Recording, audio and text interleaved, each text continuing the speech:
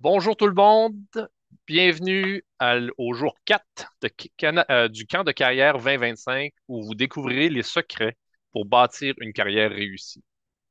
Veuillez noter que cette session sera offerte en anglais et en français simultanément. Afin de visionner la session en anglais, veuillez retourner au lobby et cliquer sur le lien de session anglaise. If you intended to join the English session, please return to the lobby and select the English session. Je voudrais entamer la discussion aujourd'hui en reconnaissant le fait que je vous rejoins du territoire ancestral non cédé du peuple algonquin Anishinaabe et j'invite tous les participants à réfléchir sur le territoire où ils passent leur journée, travaillent et le territoire qui a été gardé, sauvegardé, préservé dans le passé et aujourd'hui par les peuples autochtones qui ont occupé le territoire. Le camp de carrière est la plus grande conférence du gouvernement du Canada et l'unique but de soutenir votre progression de carrière.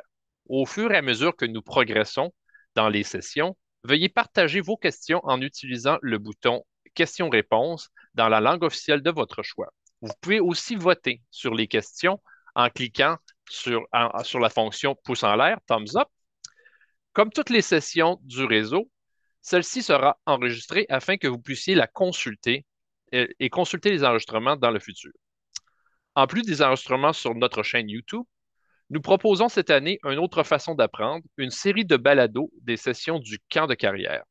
Après la CDC, les balados seront disponibles sur Spotify et sur Apple Podcasts. Nous aimerions également souligner que la présentation PowerPoint de chaque session sont disponibles sur notre page Wiki afin que vous puissiez les suivre à votre rythme et améliorer votre expérience d'apprentissage. On est dans une grande conférence aujourd'hui. Certains diront que c'est peut-être pas le moment idéal, c'est difficile, le choix de carrière, l'avancement de carrière, les disponibilités de postes. C'est quand même le bon moment de réfléchir. Donc, je suis content qu'on ait cette session-là à ce moment-ci, même si des gens pensent que le marché de l'emploi est un peu plus difficile, la progression de la carrière est plus difficile, c'est le temps de s'en parler. Donc, je me présente pour commencer. Je suis Sonny Perron. Je suis le président de Développement économique Canada pour les régions du Québec et aussi sous-ministre du Développement économique à ISDE. Je suis dans ce poste depuis quelque temps et il me fait toujours plaisir de m'associer au réseau des jeunes pour la participation dans des événements qui visent le développement de carrière. Aujourd'hui, nous allons avoir de l'information qui va être projetée sur l'écran. Donc, pour les personnes qui ne sont pas, qui ont des problèmes d'acuité visuelle, je voudrais me présenter aussi de façon visuelle. Donc, je suis un homme de la mi-cinquantaine, cheveux noirs courts, barbe grise, et on me dit plutôt costaud. Donc, j'espère que ça vous donne une image qui n'est pas trop désagréable. Voilà, et je vais inviter mes collègues qui vont faire des présentations un peu plus tard de aussi décrire ce qu'ils vont projeter sur l'écran, vraiment pour assister tout le monde qui participe aujourd'hui. Donc, aujourd'hui, deux parties dans notre activité. Une partie de présentation avec des panélistes extraordinaires que je vais vous présenter bientôt. Deuxième partie, questions-réponses. Donc, si vous avez des questions, utilisez la section chat pour entrer vos questions, nous suggérer des questions. Pour les autres qui ont intérêt à entendre ces questions, votez sur les questions. Ça va nous aider à choisir les questions qu'on va utiliser dans la deuxième partie. Donc, laissez-moi introduire nos trois panélistes aujourd'hui qui sont distribués sur le territoire. Donc, je commencerai sur la côte euh, est, à l'île du Prince-Édouard, nous avons Raoul. Raoul est un vérificateur à l'Agence du revenu du Canada, travaillant en analyse financière par la suite, dans le passé. Donc, c'est quelqu'un que vous allez pouvoir rencontrer aujourd'hui, peut-être moins dans vos affaires personnelles quand il fait de la vérification, mais beaucoup à partager. Donc, merci Raoul d'être avec nous autres. En provenance de Montréal, nous avons François, qui est à Service partagé Canada, dans le secteur des TI. Donc, François a commencé sa carrière à SPAC, à Matane. Donc, quand on parle de région, ben, il y a des gens sur la côte Est, on a des gens qui se déplacent dans les régions, donc ici Matane et Montréal. Et on se téléporte maintenant avec Stacy, qui est sur la côte Ouest, à Comox, sur l'île de Vancouver. Stacy est biologiste, donc c'est notre scientifique aujourd'hui. Stacy a une carrière à pêche et océan et à la garde côtière. C'est une spécialiste, une biologiste dans les écosystèmes marins. Donc, je suis content qu'on ait avec nous ces trois panélistes qui vont vous parler de la progression de carrière et comment ils entrevoient ça, partager avec vous autres des idées. Donc, je me tais et je me tourne vers notre premier panéliste pour la présentation et je pense qu'on va de l'avant avec Stacy en premier, hein. Donc, Stacy, 5-6 minutes. À toi. Parfait, merci beaucoup, Sonny, et bonjour à tous. Tel que mentionné, mon nom est Stacy Réel, mes pronoms sont elle et she, et je suis une femme blanche aux cheveux bruns courts, yeux bleus, et je porte un chandail de laine mauve. D'abord, merci au Réseau des jeunes fonctionnaires fédéraux de m'avoir invité aujourd'hui. Et avant de continuer, j'aimerais prendre un moment et souligner que je me joins à vous à partir du territoire traditionnel non cédé de la Première Nation Comox sur l'île de Vancouver. Ça fait presque 7 ans que je travaille dans la fonction publique et j'ai toujours travaillé en région. Pendant ma maîtrise, j'ai commencé à travailler pour Parc Canada à Saint John's, Terre-Neuve-et-Labrador, et par la suite, en 2020, je me suis joint à Pêche et Océan Canada et la Garde côtière, où je travaillais pour la région du Golfe, le bureau chef étant situé à Moncton. Et c'est finalement à l'été 2022 que j'ai décidé de plonger de l'avant et j'ai été transférée à la région du Pacifique où j'y suis depuis. Mon parcours régional est certainement un bon point de départ pour notre présentation d'aujourd'hui sous le thème d'avancement de sa carrière en région. Alors, vous allez voir sur la première diapo que j'aimerais commencer par dire que peu importe où vous travaillez, que ce soit en région ou dans la région capitale nationale, la façon de mener, d'orienter et de gérer votre carrière est similaire. Vous avez le contrôle de votre carrière, vous êtes aux commandes. Alors, assurez-vous d'orienter votre carrière de façon que vous vous dirigez dans la direction de votre choix. Et il faut s'attendre à des imprévus, mais vous avez quand même ce certain contrôle-là, malgré tous les changements qui peuvent advenir. Nous avons quelques petits conseils à partager avec vous. D'abord, identifiez le ou les postes que vous voulez obtenir ou les compétences que vous souhaitez acquérir dans la prochaine année, prochains 3 ou 5 ans. Puis en séparant vos objectifs comme ceci, ça vous permet d'avoir des buts à court terme et à long terme et ça rend la progression de votre carrière un peu moins angoissante. Choisissez des formations, des ateliers, des mentors et ou des missions qui correspondent à vos objectifs. Après tout, vous voulez que ça soit non seulement pertinent, mais aussi intéressant à vous. Et finalement, modifiez votre approche lorsque votre carrière évolue ou de nouvelles opportunités se présentent. Et c'est correct parce que votre parcours professionnel ne sera pas toujours noir ou blanc ou tout droit, puis il faut être capable de s'adapter à toutes les situations.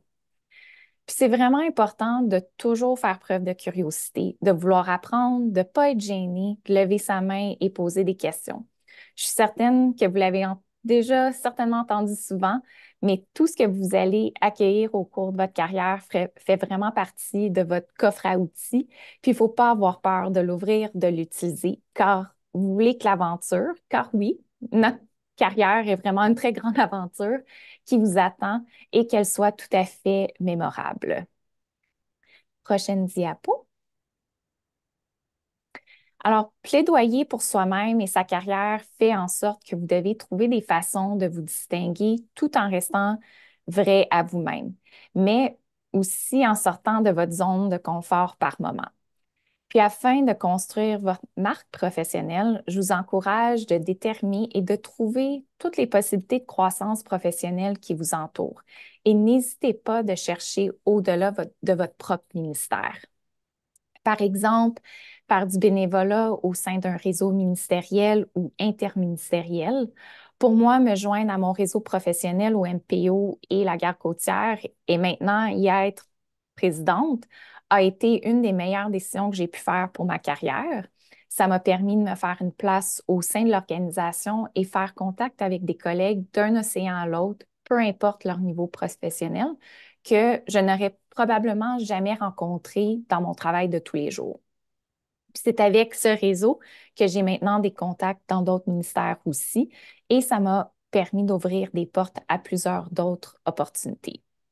Si vous vous sentez à l'aise, organiser et diriger des initiatives ministérielles, régionales ou sectorielles, puis ça n'a pas besoin d'être gros non plus. C'est correct de commencer petit puis d'en rajouter au fur et à mesure. Ensuite, si l'occasion se présente, proposez-vous en tant que conférencier, animateur, modérateur.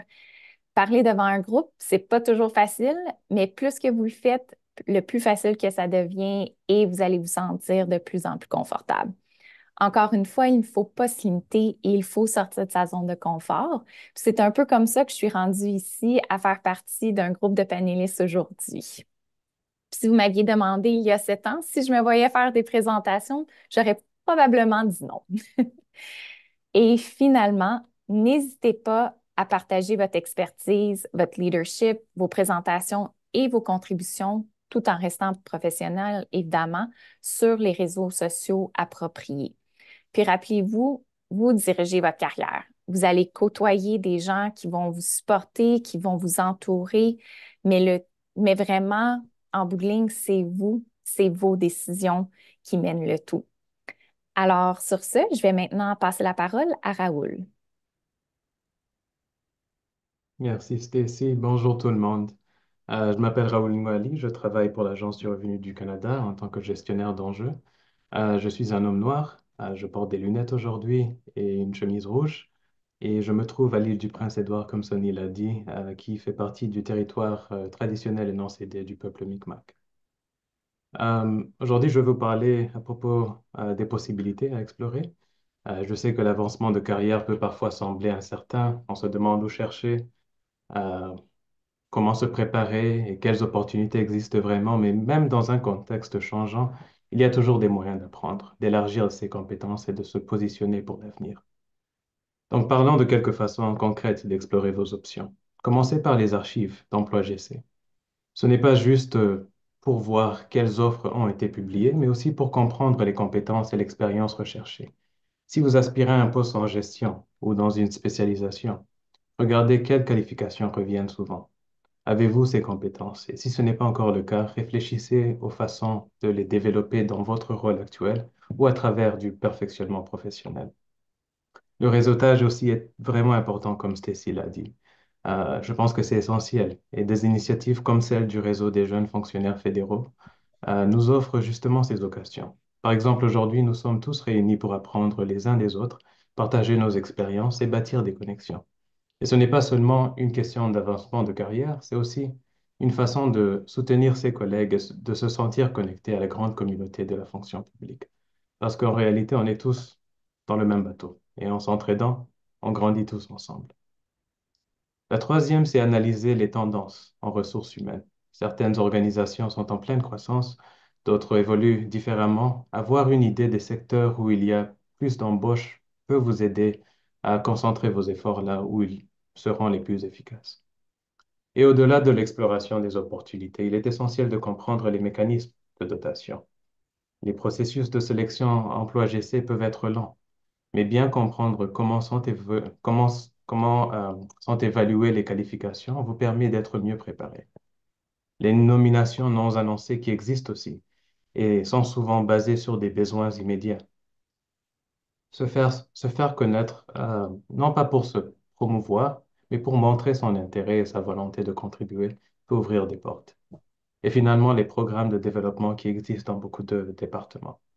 Ça peut être une très belle occasion d'acquérir de nouvelles compétences et d'expériences. Si vous êtes admissible, considérez-les.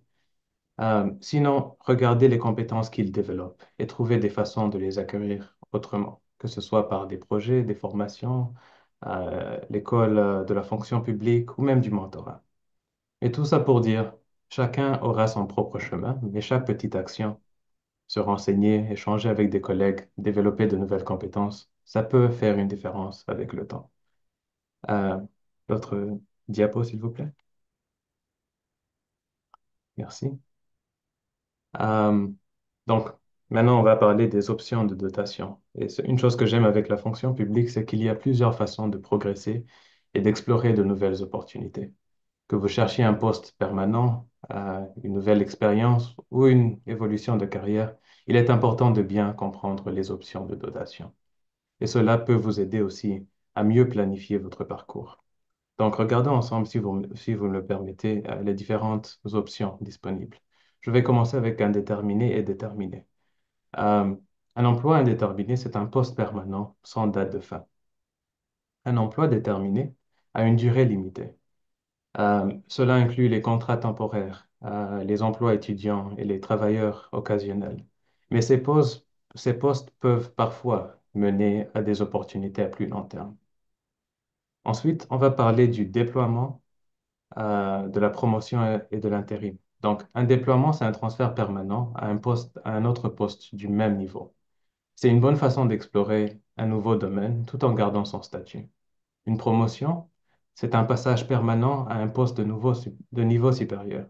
Cela demande souvent de l'expérience, du perfectionnement et une bonne préparation. Un poste intérimaire, c'est un remplacement temporaire à un niveau plus élevé. C'est une occasion d'acquérir de l'expérience et de montrer ses compétences. Euh, je viens de perdre mes notes, pardon. Donc, oui, un poste intérimaire, c'est un remplacement temporaire à un niveau plus élevé et aussi une occasion d'acquérir de l'expérience et de mettre ses compétences.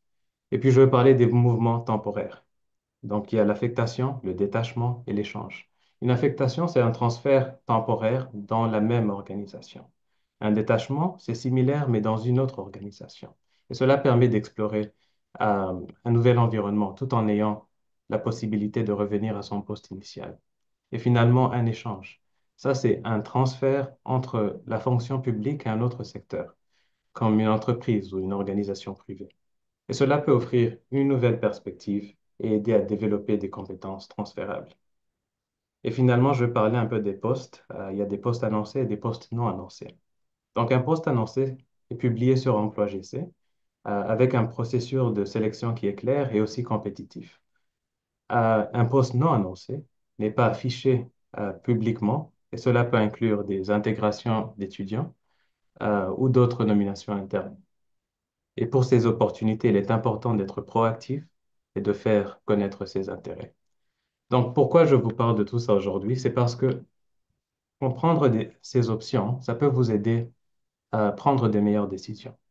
Peut-être qu'une affectation temporaire peut vous donner de l'expérience précieuse. Peut-être qu'un emploi à durée déterminée peut être un premier pas vers un autre emploi permanent. Et surtout, c'est important de savoir que vous n'êtes pas seul. Il y a des réseaux comme le réseau des jeunes fonctionnaires fédéraux qui sont là pour vous aider à mieux comprendre ces options, échanger avec des autres collègues et d'apprendre de leur parcours. Donc, peu importe où vous êtes, il y a toujours une prochaine étape possible. La question, c'est laquelle va vous aider à avancer. Donc, merci, je m'arrête ici et je passe la parole à François. Parfait. Merci beaucoup, Raoul. Donc, bonjour, mon nom est François Pilon. Je suis gestionnaire pour Services Partagés Canada. Donc, physiquement, de quoi j'ai l'air? Je suis un homme blanc. Je porte une petite barbe pas très longue. J'ai les yeux bleus, cheveux bruns. Je suis début de la quarantaine et je porte présentement un chandail bleu. Donc, ce qu'on va voir avec moi, premièrement, c'est deux exemples de blocages qu'on peut rencontrer. Donc, le premier qu'on va regarder, c'est vous aspirez à une promotion, mais la promotion est retardée ou annulée. Comme on le dit présentement, on est dans un contexte un petit peu plus difficile au niveau de l'embauche. Donc, c'est probablement, ben, pas probablement, c'est possible que ça se produise. Donc, qu'est-ce qu'on peut faire dans ces moments-là? La meilleure façon, c'est de se spécialiser un petit peu plus. Donc, de renforcer votre CV pour acquérir de nouvelles compétences et vous rendre un peu plus, rendre votre CV plus attrayant. En fait. Comment on peut faire ça? Ça, il y a plusieurs possibilités qu'on a au gouvernement fédéral qui est quand même bien. Donc, on peut aller chercher des formations supplémentaires. Les formations supplémentaires, la façon la plus facile, c'est GC Campus. Donc, ça, c'est vraiment des formations qui sont disponibles pour tous les fonctionnaires, qui sont gratuites. Vous avez juste à vous inscrire. Donc, si vous ne connaissez pas, on peut probablement fournir le lien dans le chat. Donc, vous allez avoir accès à une panoplie de formations qui sont disponibles. Et il y a vraiment un gros catalogue. Ça peut vraiment être utile. Ensuite, vous pouvez toujours demander de la formation à l'externe, que ce soit au niveau linguistique ou même au niveau des compétences. Donc, si vous êtes, bon, je suis dans le domaine de la TI, mais bon, c'est un peu là-dedans que je vais donner mes exemples, mais c'est sûr que si je travaille au niveau serveur, je vais aller me chercher plus de spécialisation. Je peux aller demander avec des cours à l'externe pour aller chercher des formations de 3-4 jours et comme ça, au moins avoir un peu plus de compétences et avoir une certification. On peut aller encore plus loin si on veut. Si vous voulez retourner à l'université ou des choses comme ça, c'est des choses qui sont possibles. Là, ça risque d'être un petit peu plus compliqué avec l'employeur, mais c'est quand même des choses qui sont possibles. Il y a certains gestionnaires qui sont très ouverts à ça. Donc, c'est toutes des possibilités que vous avez. Qui pourraient vous aider justement pour une future promotion. Euh, Aussi, comme j'ai dit, les compétences en langue, c'est vraiment un gros plus aussi. Donc, si vous n'êtes pas bilingue, puis vous voulez aller chercher votre code de bilinguisme, c'est vraiment un gros atout qu'on a dans la fonction publique lorsqu'on est bilingue. Donc, ça, c'est quelque chose que je vous dis de prendre en considération. Ensuite, un autre blocage qu'on peut rencontrer, c'est confronter un rejet dans le cadre d'un processus de sélection. Euh, Si vous êtes comme moi, vous avez souvent appliqué sur des postes, vous savez comme moi que c'est un processus qui est très long, très difficile, et que oui, des fois on se fait refuser sans trop savoir qu'est-ce qui s'est passé. Dans ces conditions-là, c'est vraiment important de demander une rétroaction. Ce que vous pouvez faire, c'est souvent demander une rencontre non informelle, si je ne me trompe pas. Mais ça, c'est quelque chose que en fait, pas que vous devez faire, mais que je vous conseille fortement de faire. Surtout si c'est un poste que vous avez appliqué, que vous aspirez et que vous savez qu'il y en a d'autres postes similaires qui vont sortir dans les mois prochains ou même dans l'année qui suit. Je vous conseille vraiment de demander une rétroaction parce que si le même poste ressort l'année d'après et que vous répondez à peu près sensiblement de la même façon, si vous n'avez pas eu votre rétroaction, vous allez avoir exactement le même résultat. Donc, vraiment important de demander qu'est-ce qui s'est passé et pour voir quelles sont les choses que vous pouvez améliorer lors de votre prochaine application. Aussi, ce qui est toujours intéressant d'avoir, c'est lorsque vous allez appliquer pour un nouveau poste, parlez-en à votre gestionnaire, votre superviseur immédiat. Cette personne-là peut toujours vous aider aussi dans votre application. Donc, vous pouvez lui faire part de qu'est-ce qui, un peu des idées de voir comment que vous pouvez approcher telle situation. Et aussi, souvent, votre gestionnaire, votre superviseur va avoir travaillé dans des processus d'embauche. Donc, il va être capable de vous orienter pour dire les meilleures façons de répondre pour que ça soit bien au niveau des RH. Donc, voilà, ça, c'est pas mal les suggestions que je vous donne pour ces deux cas où on aurait eu des obstacles. Prochaine diapositive. Très bien. Donc, ensuite, de nouvelles voies empruntées. Donc, ça, c'est quelque chose qui va probablement se produire dans votre carrière aussi. Comment réagir? Bon, en fait, euh, donc le premier cas, vous trouvez une occasion inattendue de jouer un rôle qui sort de votre zone de confort. Ça, je donne souvent un exemple, ça va être un intérim, un acting. Ça peut arriver que vous êtes dans une position, mettons, de chef d'équipe s'ouvre, dans votre division, même dans une autre équipe. Ça vous tente, mais d'un autre côté, vous avez un petit peu une crainte d'aller dans ce poste-là. Un intérim, c'est parfait. C'est fait pour ça. C'est pour l'essayer. Donc, vous avez un 4 mois, habituellement, c'est un intérim, c'est environ ça, 4 mois pour essayer le poste, voir si vous aimez ça. Ça va aussi vous donner une bonne idée de dire, est-ce que c'est vraiment vers là que je veux m'en aller? Donc, peut-être que justement, vous allez essayer un poste de chef d'équipe, puis vous allez vous rendre compte que non, la gestion de personnel, ce n'est pas du tout pour vous. C'est correct. C'est des choses qui peuvent arriver. Donc, ça va vous permettre de vous réorienter aussi, de dire, bon, ben, je vais plutôt continuer si je veux progresser ma carrière, plutôt me spécialiser techniquement et avancer de ce côté. Donc, ça, c'est des choses que je recommande fortement. Ou même, il y a d'autres petits programmes qui existent, comme les micro-missions, qui sont quand même des défis intéressants que vous pouvez avoir. Deuxième cas, un mentor vous suggère une mutation latérale afin d'acquérir des compétences transversales. Ça aussi, c'est quand même une opportunité qu'on a au gouvernement fédéral qui est vraiment très intéressante. Surtout si vous avez un poste de type AS, comme je donne par exemple, il y a à peu près des AS dans tous les ministères. Si vous voulez bouger, c'est très facile. Vous pouvez aller trouver dans un autre ministère un poste complètement différent, mais sous la même classification. Vous allez acquérir une compétence complètement différente. Donc, ça, c'est vraiment un avantage qu'on a ici et je vous suggère fortement de le faire si vous en avez la chance et si c'est ce que vous désirez. Si vous êtes bien où est-ce que vous êtes, évidemment, bon, en fait, la décision vous revient. Donc voilà, ça conclut de mon côté. Donc, Sonny, je te repasse la parole. Merci François, merci Rachel, Stacy, excuse-moi. Merci Stacy, merci Raoul. Vous avez partagé des bons trucs. Je dirais quelques messages là, qui résonnent avec moi. Puis j'invite les gens à aller dans le chat, dans les questions-réponses pour nous soumettre leurs questions. Il y en a déjà quelques-unes qui sont là, puis on va se tourner vers ces questions-là bientôt. Euh, vous êtes responsable de votre carrière. Donc, c'est pas la responsabilité de quelqu'un d'autre, c'est votre responsabilité. Euh, S'assurer de rester qui vous êtes. Vous allez sur le marché de l'emploi, mais vous devez vous présenter pour qui vous êtes. Bien comprendre les compétences, les attentes des postes. J'ai aimé la référence à aller vérifier les postes qui ont été affichés dans le passé pour se faire une idée qu'est-ce qui est demandé, qu'est-ce qui est attendu pour se préparer.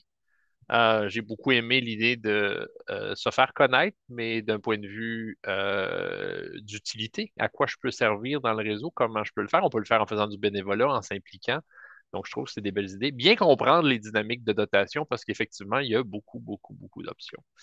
Et François, un des derniers points où tu as dit, ben, quand il y a un rejet, il y a quelque chose à apprendre là-dedans. Il faut retrousser ses manches puis s'ajuster. Donc, des beaux messages. Je pense que je suis d'accord avec tout ce que vous avez dit et j'espère que les 160 personnes qui sont avec nous, ça a résonné avec eux autres. Mais on va le voir, on va aller à leurs questions maintenant. Donc, et je vous invite encore une fois, mettez-moi des questions, allez voter pour les questions qui sont là, on va choisir en fonction de celles qui reçoivent le plus de votes. Donc, peut-être la première question pour vous trois et vous choisirez qui commence. Pouvez-vous nous parler d'une situation où une nouvelle occasion s'est présentée et nous dire comment et pourquoi vous avez décidé de la saisir? Donc, qui veut se lancer là-dessus en premier?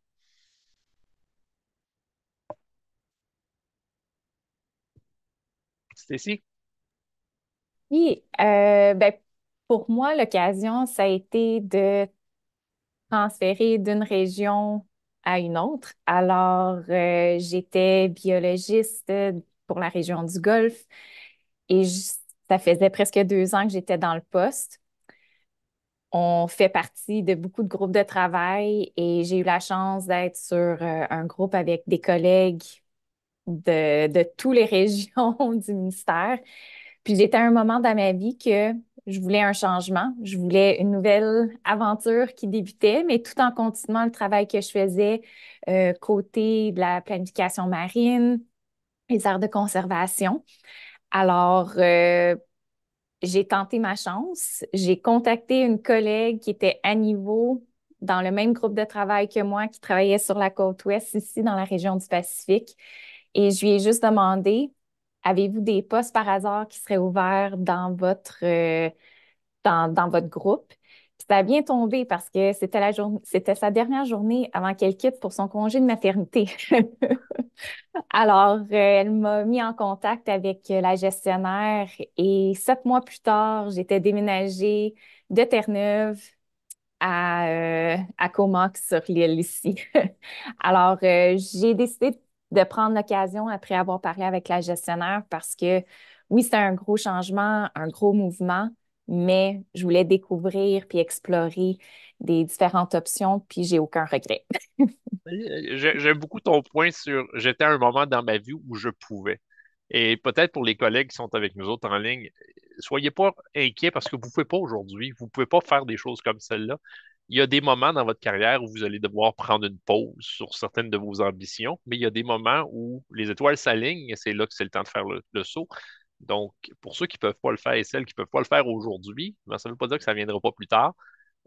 Faut trouver ces moments-là. Mais moi, je dirais avec 27 ans de carrière, il y a des moments où je pouvais pas en prendre plus, où je pouvais pas sortir, je pouvais pas me présenter sur des processus. Le bon moment vient, il faut juste pas se mettre trop de pression là-dessus. Est-ce qu'il y a un des deux autres panélistes qui veut peut-être réagir sur cette question-là? François, Raoul? Oui, je peux y aller un petit peu, c'est un peu moins, un peu moins drastique comme changement si on veut, mais bon. De mon côté, je dirais que c'était quand j'ai accepté mon premier intérim de gestionnaire. Faisait pas très longtemps que j'étais dans le poste où j'étais. Puis bon, le poste de gestionnaire s'ouvre, une opportunité de devenir intérimaire. J'étais pas trop certain si c'était fait pour moi et si j'étais prêt. Bon, à l'époque, j'étais peut-être mi-trentaine. J'étais comme aussi un gestionnaire en bas de 40 ans, plus crédible, ou je vais me faire tasser. Aussi, je devenais gestionnaire de ma propre équipe dans laquelle je travaillais. Donc, mes collègues à qui je travaillais présentement, je devenais tout d'un coup leur patron. Je n'étais pas trop certain de comment ça allait fonctionner.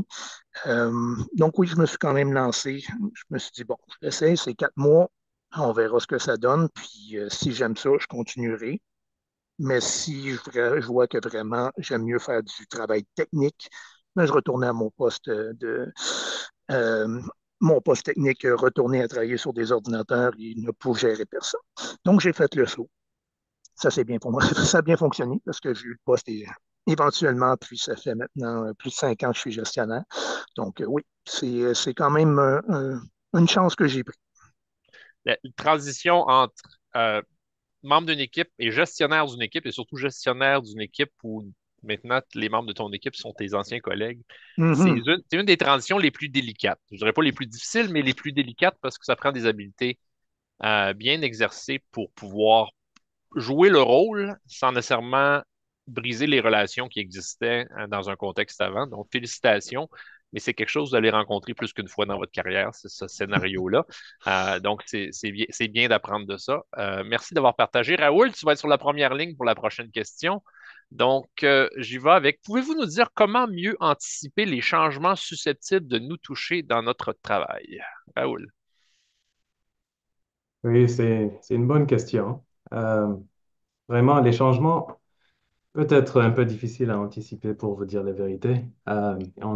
On n'a pas toujours le contrôle sur ce qui arrive, mais il y a des façons quand même de mieux se préparer. Euh, la première que je pense qui est importante, c'est de garder un œil sur les priorités de son organisation. Euh, Ça peut vous donner des indices sur l'orientation des choses. Si certains sujets reviennent souvent en discussion, par exemple, cela peut vouloir dire qu'il y aura des ajustements dans ces domaines. Ensuite, échanger avec ses collègues. Je veux parler d'échanger avec des collègues toute la journée, mais je pense que c'est vraiment important de parler avec vos collègues et vos gestionnaires. Ça permet aussi de mieux comprendre les défis à venir. Et souvent, c'est ces discussions-là qui vous aident à voir les choses dans un autre angle, une autre perspective. Et enfin, je pense, comme François l'a dit, développer ses compétences progressivement, c'est une bonne façon de rester adaptable. Que ce soit par une formation, du mentorat, ou simplement en diversifiant ses expériences. Chaque apprentissage nous rend un peu plus prêts pour les changements à venir. Donc, je pense que c'est ça, les trois petits points que je passerai, mais je ne sais pas si mes collègues ont quelque chose à ajouter. Merci, Raoul. François, si vous voulez ajouter quelque chose sur celle-là. Juste rapidement, c'est de ne pas être fermé au changement, en fait. Même si on n'est pas toujours d'accord, faut quand même avoir un esprit ouvert. C'est la seule chose que je vais rajouter, parce que disons que Raoul a dit pas mal tout ce qu'il avait à dire, mais c'est le petit point que je rajouterais. Ouais. Peut-être j'ajouterais, François, une chose qu'il faut essayer de cultiver, c'est notre habilité à vivre avec le changement. Si on a des gens Mhm. qui composent pas bien avec le changement, ben, on va être malheureux souvent, surtout si on veut progresser dans notre carrière, parce que ça veut dire des nouveaux équipes, des nouveaux défis, des nouvelles organisations. Donc, ça ne veut pas dire qu'on veut du changement, du chaos à chaque journée, mais il faut devenir de plus en plus confortable dans un environnement de changement. Et si c'est douloureux, si c'est inquiétant le changement, il faut travailler sur ce sentiment-là parce que c'est quelque chose qui va vous bloquer euh, pour faire les bons choix dans le futur. Fait que, c'était une excellente question pour la personne qui l'a mis dans le chat et tous les gens qui ont voté. Prochaine question. Comment sait-on que sa candidature est rejetée pour demander de la rétroaction quand souvent aucun message de rejet de candidature n'est officiellement envoyé aux candidats qui ne sont pas retenus? Stacy? Euh, Par expérience, c'est tout à fait vrai. On n'a souvent pas une grande description du rejet ou pourquoi, mais je conseille aux gens, on- quand vous appliquez pour un poste sur le poster, comme on dit, à la toute fin, il y a toujours un courriel de contact. Contactez ce courriel-là, la personne. Puis, même si c'est pas nécessairement la personne qui travaille dans le groupe qui engage, celle-ci ou celui-ci va pouvoir vous mettre en contact avec l'équipe ou le gestionnaire en question. Et à ce moment-là, vous allez pouvoir par la suite faire les démarches pour avoir votre rétroaction. Mais je vous dirais, regardez vraiment, c'est qui vous a contacté au départ pour vous dire votre candidature a été prise, mettons, pour la première partie, mais il y a des façons de le trouver. Est-ce que tu dirais, Stacy, que ça vaut la peine de demander la rétroaction à partir du moment où on est convoqué en entrevue ou on devrait demander de la rétroaction même en amont quand on a seulement soumis son application et que notre dossier a été rejeté? Moi, je dirais que dès que votre dossier a été rejeté, parce que ça vous permet dès le départ pour la prochaine fois de savoir où ce que vous pourriez peut-être vous améliorer, encore une fois, pour la prochaine fois, tandis que d'attendre à la toute fin. Euh, alors, ça vous permet vraiment de trouver les petits points peut-être plus faibles et de les améliorer par la suite. Moi, je Alors, dirais moi, je dirais peut-être. au début. Oui, il y a peut-être aussi une situation où on pense que le dossier a été rejeté, mais c'est simplement que le processus a été annulé ou mis en Ça suspens. aussi. Donc, on a l'impression qu'on a raté quelque chose, tandis que l'opportunité n'était pas vraiment là parce que le processus n'est pas poursuivi. Donc, plutôt que penser qu'on a eu un échec sur ce processus-là, c'est bon de savoir qu'est-ce qui est arrivé avec le processus. J'irai peut-être à la prochaine question. Avec le retour au travail, j'ai plusieurs offres qui ont été bloquées à cause de mon lieu de résidence. Quels sont vos conseils pour ceux qui habitent en région, mais qui n'ont pas la possibilité de déménager?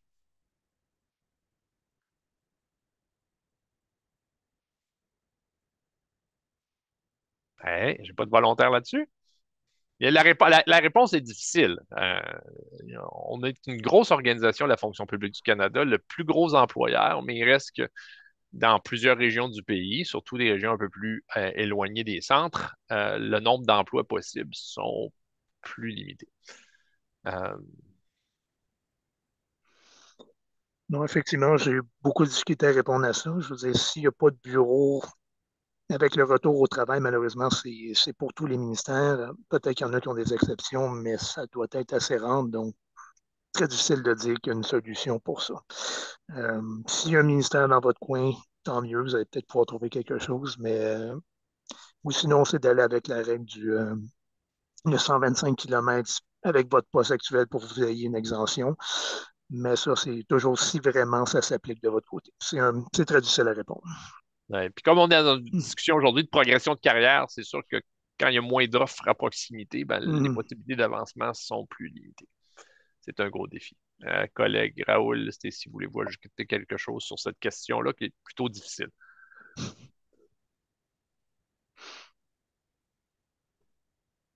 Bon. Euh, Comment peut-on faire connaître ses aspirations professionnelles? Comment peut-on se faire remarquer? Ça, c'est une belle question. Puis je pense que vous y avez touché tous les trois. Peut-être on prend une chance de passer à travers les trois panélistes ici pour partager vos trucs. Stacy? Je dirais de ne pas être gêné de parler aux gens, même si c'est un ou une collègue à votre niveau. Ça prend pas beaucoup, ça vient que c'est du bouche à oreille aussi. Et peut-être que c'est une collègue dans un autre secteur, une autre branche, une autre équipe que, ah, tu lui as dit que tel travail t'intéressait, tu cherchais un nouveau défi et que elle pense à toi, elle en parle à sa gestionnaire, etc. Fait que je dirais vraiment, soyez pas gênés de parler. Je sais que c'est aussi simple à dire, mais j'ai un exemple qui m'est arrivé récemment.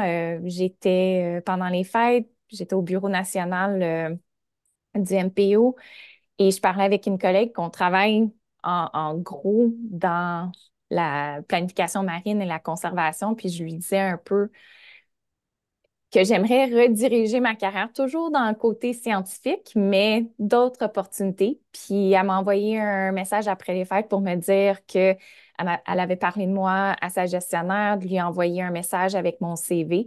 Fait que ça a avancé, puis je garde ça dans ma poche pour le futur. Mais puis pour se faire remarquer, je l'ai mentionné dans mes diapos, mais Portez-vous volontaire et bénévole à joindre des réseaux, à participer, même si vous n'avez pas un poste en tant que tel spécifique, juste y être, y participer, ça fait en sorte que vous avez des contacts, des connexions et ça vous permet justement de vous faire remarquer. Je vais aller à François et Raoul, mais j'ajouterais peut-être un commentaire sur faites-vous remarquer ou participer. Même quand on embauche des cadres, Mm.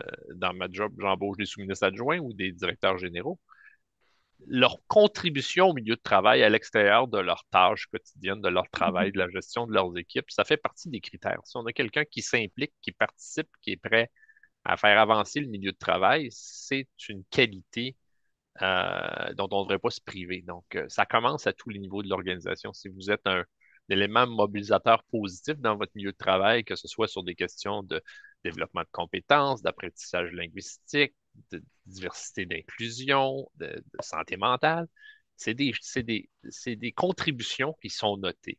Et ça va au-delà de, moi je m'attends que François, ce soit un super champion en TI, mais j'aime ça aussi savoir que dans son milieu de travail, c'est une force positive qui fait en sorte que l'équipe se porte mieux d'avoir François comme gestionnaire. Donc, n'hésitez pas à vous impliquer, ça fait partie de ce que vous avez à offrir à vos organisations. François. Oui, moi j'ajouterais aussi, pas juste non plus les réseaux professionnels ou des choses comme ça, mais juste à votre bureau, s'il y a un comité social, c'est une autre place que vous pouvez vous impliquer ou même juste participer aux événements. C'est un endroit que vraiment vous allez rencontrer des gens, puis c'est vraiment une bonne place aussi pour faire des contacts. Puis aussi, oui, en parler même à votre gestionnaire directement, même si c'est des aspirations qui ne sont pas en lien avec votre travail actuel. Euh, c'est correct aussi. Là. Habituellement, un gestionnaire ne va pas essayer de vous bloquer parce que vous avez des aspirations à vous en aller ailleurs ou quelque chose comme ça. Si vous avez un bon gestionnaire, il devrait vous encourager et vous supporter là-dedans. Donc, oui, ça, c'est quelque chose que je vous dirais. N'hésitez pas à en parler. C'est quelque chose que vous pourriez en profiter. Merci. Raoul? Oui, mes collègues ont vraiment parlé de tout, mais c'est vrai que je vais faire comme un petit sommaire, mais pour une personne introvertie comme moi, se faire remarquer, c'est pas toujours évident, surtout si on n'aime pas se mettre à l'avant. Mais je pense qu'il y a aussi des moyens simples, naturels, comme Stacy l'a dit. C'est important de parler de ses intérêts et ne pas avoir peur. Si ton aspiration est de devenir un cadre un jour ou un gestionnaire, c'est important de parler avec des personnes et leur dire vos intérêts et aspirations. Et si vous êtes curieux d'un domaine ou même d'un poste, en discutez-le avec quelqu'un. Et parfois, vous trouverez que ça va vous aider à mieux comprendre les possibilités qui existent. Euh, ensuite, euh, encore François, quand tu as parlé de développement, j'ai aimé ça et je dirais que c'est bien d'être ouvert aux occasions d'apprentissage. Je pense que ça aide beaucoup. Participer à des projets, offrir votre aide sur un dossier ou simplement poser des questions dans une rencontre. Ça montre déjà que vous êtes engagé. Euh, et finalement, j'aime beaucoup les réseaux. Moi-même, j'ai participé dans beaucoup de réseaux. J'ai eu la chance de travailler même avec Stacy, avec nos différents réseaux de jeunes professionnels. Et même ici, avec le réseau des jeunes fonctionnaires fédéraux, je pense que ça offre des excellentes occasions d'apprendre des autres et aussi de bâtir des liens. Et vraiment, on n'avance jamais seul dans une carrière. Chaque conversation peut nous apporter quelque chose. Et parfois, une simple discussion, comme l'exemple de Stacy, ça peut vous donner une opportunité. Donc, n'ayez pas peur, relevez ces défis. Même si vous êtes une personne introvertie, il y a quand même des options. Et je m'arrête ici, Sonny. Quand on reçoit de l'autre côté, on ne le sait pas, Raoul, que tu es une personne introvertie. Tout ce que je sais, c'est que tu te présentes très bien et que tu as des choses à partager. Donc, je te félicite pour l'effort parce que pour les personnes introverties, évidemment, des fois, c'est un défi au départ, mais je pense qu'il faut être convaincu qu'il y a une valeur à l'interaction avec nos collègues et puis le reste de l'organisation. Absolument. Félicitations. Prochaine question, et j'en faisais mention en introduction, avec le climat qui plane, les turbulences politiques, quels sont vos conseils par rapport à l'idée d'entreprendre des démarches d'avancement et de changement d'emploi à ce moment-ci? Est-ce un bon moment, un bon momentum?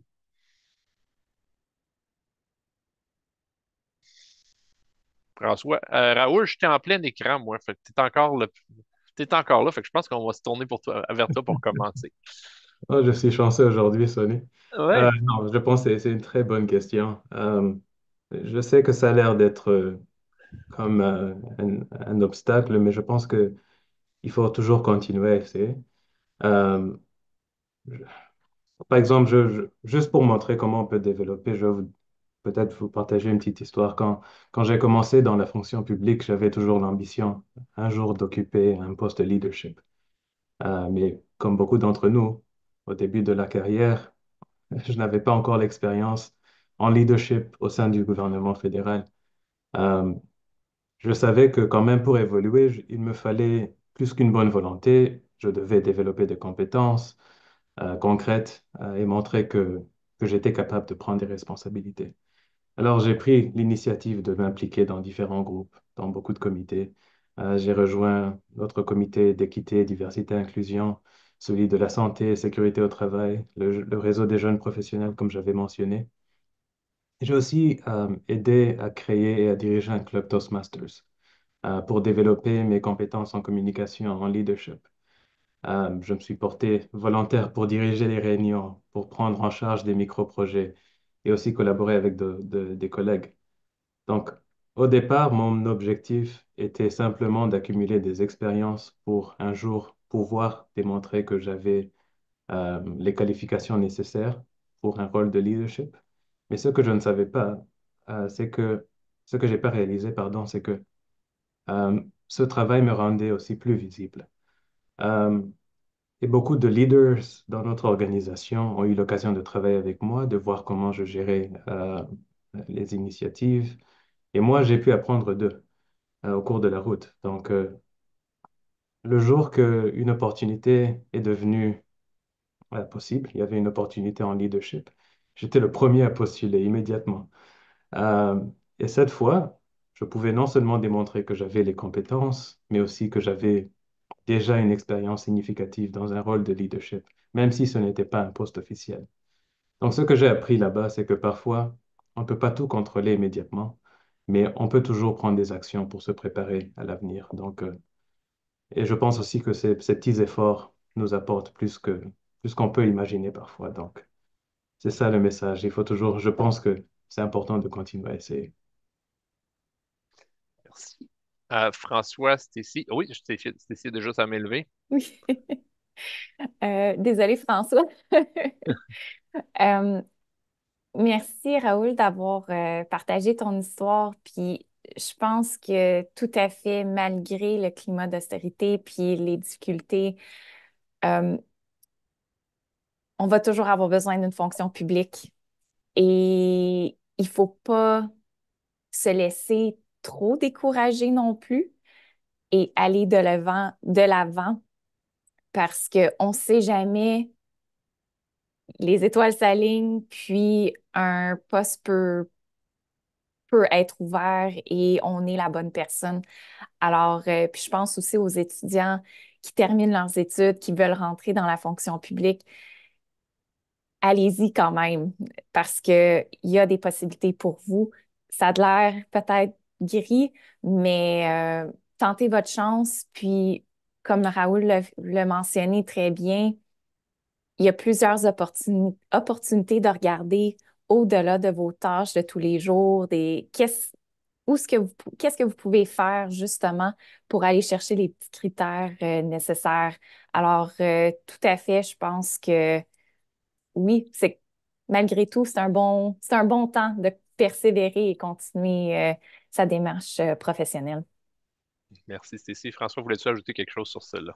Juste rapidement, oui, je sais que la situation n'est pas idéale en ce moment, mais ce que je veux dire quand même, c'est de ne pas baisser les bras.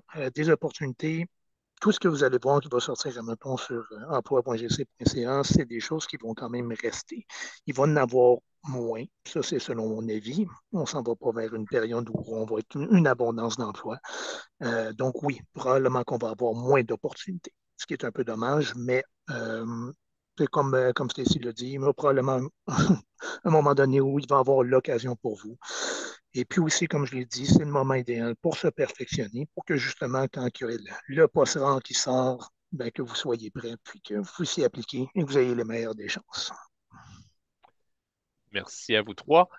On va parler de formation linguistique un peu plus tard. Avant, peut-être juste un commentaire sur cette dernière question-là.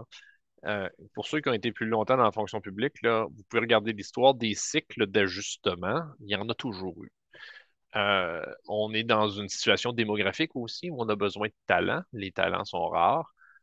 Donc, il ne faut pas prendre trop durement le fait qu'il va y avoir une période où peut-être ça va ralentir dans certaines organisations, où il va y avoir des réductions ici et là. Les opportunités vont revenir. Vous êtes tous, la majorité, jeunes, j'imagine, parce que vous vous intéressez au réseau des jeunes. Donc, il y a une piste d'atterrissage qui est très, très longue devant vous autres, là. Donc, je ne veux pas que les gens soient trop anxieux par rapport à la situation à court terme. Les choses se replacent dans un cycle très long. Ça m'inquiète toujours de voir que les gens voient très négativement une période où on n'est peut-être pas en croissance. Il y a de l'espoir devant vous autres, n'inquiétez-vous pas. Moi, quand je suis rentré en fonction publique, c'était à peu près après une période de coupure importante. Donc, les gens avaient passé à travers ça et la fonction publique s'est renouvelée à partir de là. Donc, soyons pas trop inquiets par rapport à cette situation-là. Il va falloir le passer à travers. Perfectionnez, préparez-vous. Regardez sur ce qui vous intéresse pour le futur. Il va y avoir de la demande pour des talents. Maintenant, on parle de formation linguistique. On a eu quelques questions dans le chat ici sur comment on s'y prend. Et on a trois personnes ici, donc je pense que la langue première est le français. Donc, j'imagine que pour vous autres, c'était de maîtriser votre anglais pour pouvoir avancer dans des postes, accéder à des postes. On part tous d'endroits différents parce qu'on a étudié dans des milieux où peut-être qu'il y avait plus ou moins d'anglais. Mais bon, c'est un défi que vous avez peut-être vécu ou que vos collègues autour de vous ont vécu. Donc, peut-être quelques petites recommandations parce qu'évidemment, les langues officielles, c'est important dans la fonction publique pour progresser dans nos carrières. Donc, c'était si volontaire pour la première réponse. Oui, alors je me compte très chanceuse. J'ai grandi au Québec avec une mère francophone et un père anglophone. Alors, dès le départ, ça a été les deux langues. Mais j'aimerais faire un petit plug en ce moment parce que ça fait maintenant 4 ans que plusieurs ministères viennent ensemble et on offre le groupe d'échange linguistique interministériel, ou le GELI, et c'est un groupe où ce que c'est les réseaux jeunes professionnels qui viennent ensemble, qui organisent une session d'apprentissage informel afin de faire du réseautage et d'apprendre et de pratiquer leur deuxième langue officielle. Alors, puis vous êtes mis dans des petits groupes avec des collègues de d'autres ministères. Alors, encore une fois, c'est regarder au-delà de juste les formations officielles de langue. Euh, Portez attention à vos réseaux de jeunes professionnels dans vos propres ministères parce qu'il y a des opportunités comme ça. Alors, c'est ça que je dirais. Oui, et là-dessus, là, j'insisterai. Tout à l'heure, on disait la carrière est dans vos mains, c'est votre carrière. L'apprentissage linguistique, il y a aussi une responsabilité personnelle. Mhm. Participer dans des activités, des échanges, matcher avec un collègue anglophone pour pratiquer l'anglais et le français, offrir. Il y a des ressources dans plusieurs ministères, dans les conseils fédéraux régionaux. Il y a des solutions aussi. Je sais qu'entre le Québec et l'Ontario, le Québec et l'Atlantique, il y a un processus d'arrimage francophone-anglophone. Je pense que c'est dans vos mains, ça, au-delà de la formation linguistique qui est offerte dans vos ministères. On arrive près de la fin, les amis, de notre présentation aujourd'hui. On a jusqu'à 2 heures. Il y aura une autre session qui commence à 14h30 où vous pourrez aussi poser vos questions. Donc, j'invite ceux qui sont là pour le long trajet sur les événements d'aujourd'hui de s'arrimer à la session de 14h30. Je vais en profiter pour remercier Raoul, François et Stacy pour leur générosité, pour leur participation aujourd'hui. Et on me demande de faire une petite question. Je ne sais pas si, Gabriel, tu es capable d'amener la question à l'écran ou les objectifs de la rencontre aujourd'hui qu'on avait pour vous demander collectivement, les participants, de voter sur la contribution à ces apprentissages-là. Donc aujourd'hui, notre objectif, c'était de comprendre le contexte actuel du recrutement pour les postes dans les régions et les administrations centrales, apprendre le rôle que l'image de marque et le réseautage jouent dans la progression de carrière, découvrir les meilleures pratiques sur la façon dont ils ont bâti des carrières fructueuses dans les régions en écoutant les leçons apprises des panélistes. Donc, c'est ce qu'on a fait. Voulez-vous nous dire si cette session a été un usage judicieux de votre temps? Donc, évidemment, les réponses ne sont pas affichées sur l'écran, mais ça va nous aider à juger de la pertinence de l'événement. Donc, j'invite les 160 quelques participants aujourd'hui à voter avant de quitter la scène. Donc, merci beaucoup de votre participation aujourd'hui. Je pense que ça a été fructueux. Pour moi, c'est un honneur d'avoir pu faire ce petit panel-là avec les trois panélistes formidables de l'Agence du revenu, de Pêche et Océan et de Services partagés Canada. Donc, merci beaucoup. Au revoir tout le monde.